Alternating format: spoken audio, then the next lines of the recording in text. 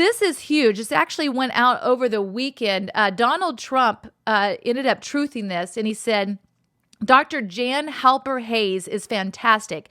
Everyone has got to watch her interview on election fraud with the poor sap who got taken apart by her. Thank you, Don Jr., for putting this masterpiece out for the public to see. Now, he did this on Truth Social, and then General Flynn also sent this out as well. Now, what you're getting ready to watch, if you haven't seen it yet, because it's been all over social media, it's been a famous thing over the weekend, but this is Great Britain news, and this is Dr. Jan Halper Hayes, who is currently in the Department of Defense Task Force. Check this video out.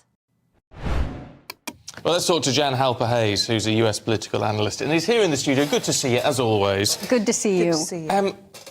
There's so many people putting this down as a political conspiracy theory, but actually there are real questions to be answered here. There are? Yeah, of course there are. Of course there are.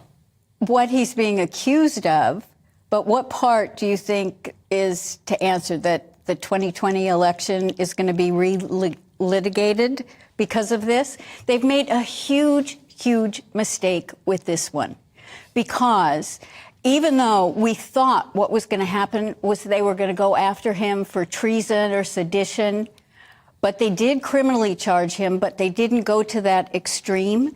As a result, he has due process, so he can subpoena people and bring things in.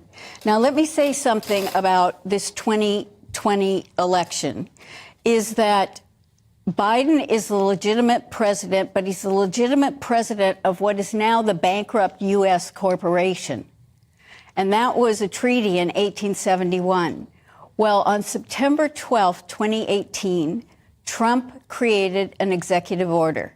Within that, he outlined in future elections any kind of foreign or domestic interference, specifically for the 2020 election.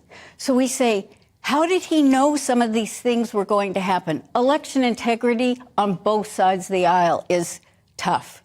It's really tough. But what this has done is it's opened the door for Trump to present his case. Well, that's a good thing, isn't it? Because, what we see on this side of the pond is a very difficult situation where the legal system is politicised in the United States, which is abhorrent to us over here. So the fact that Trump can subpoena, some people saying it's a mistake by Jack Smith, but actually he can subpoena, people can actually see evidence from both sides. That's a sensible move. Exactly.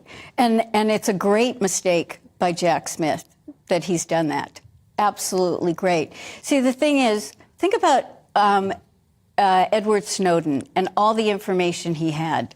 Think about the fact that our military, our Department of Defense Space Force, if you think that they don't have the actual real results from the election, then you're fooling yourself. Yeah, but what we do know with this is we're told that there are plenty of notes from people, including Vice President Pence, that there are some recordings of Donald Trump acknowledging that actually what he said in public was nonsense. That some of these states, whether he claimed he was out saying look, Detroit, it's corrupt, it's all corrupt, the results are corrupt. And that when in reality he knew it wasn't. That's illegal.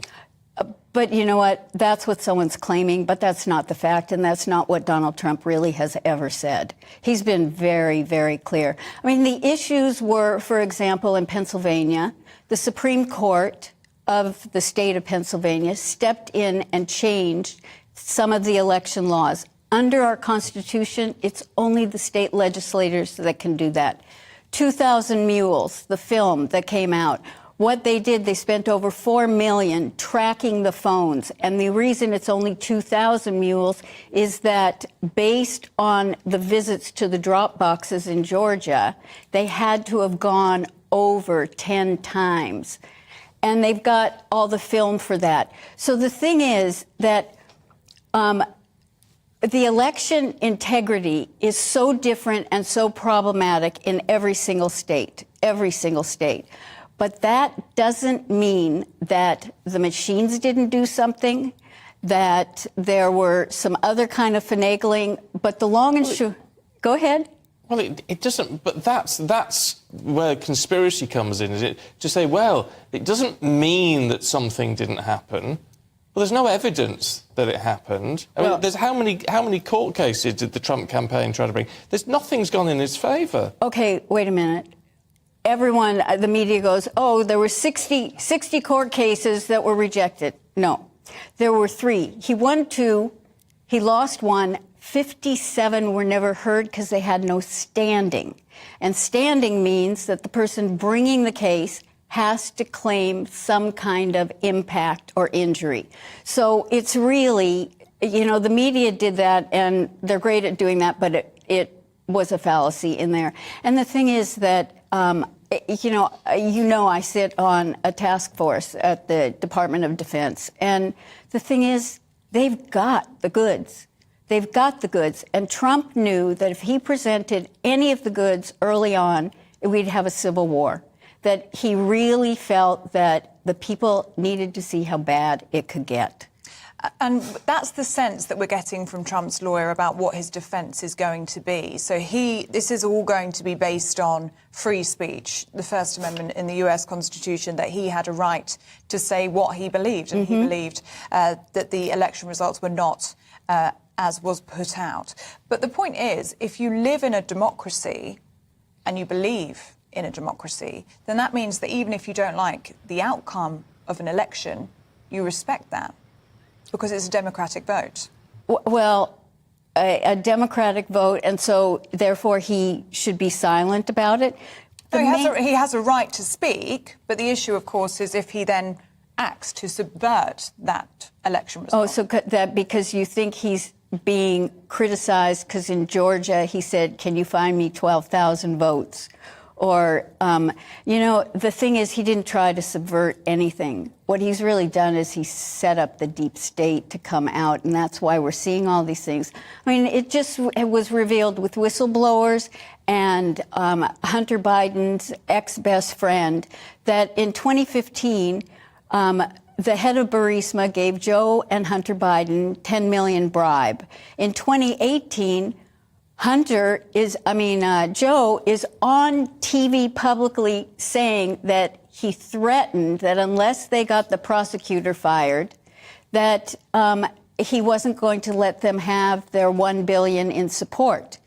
In 2019, Trump calls Zelensky to find out about what went on to get the prosecutor fired, and he gets impeached.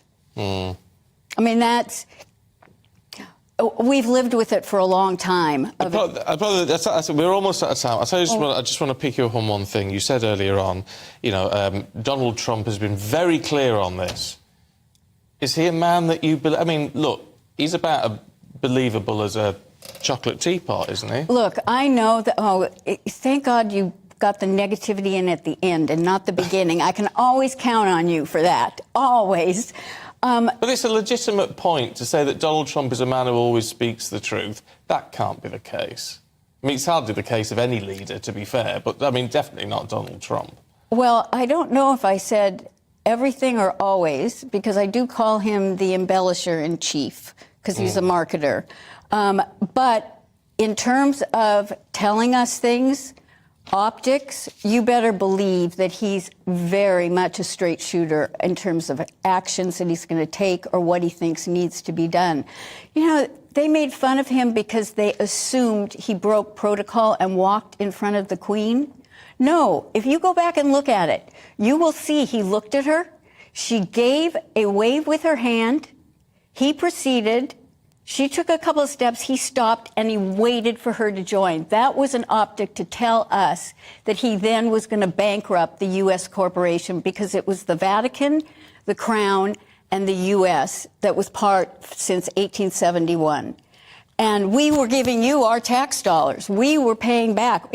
Forget this Tea Party and without taxation, without representation. We owed you a lot of money because you helped us in the Civil War. And so that is what Trump has now, he told the Queen, I'm ending this. We're dissolving this corporation. We're going to go back to being a republic and we'll all be separate.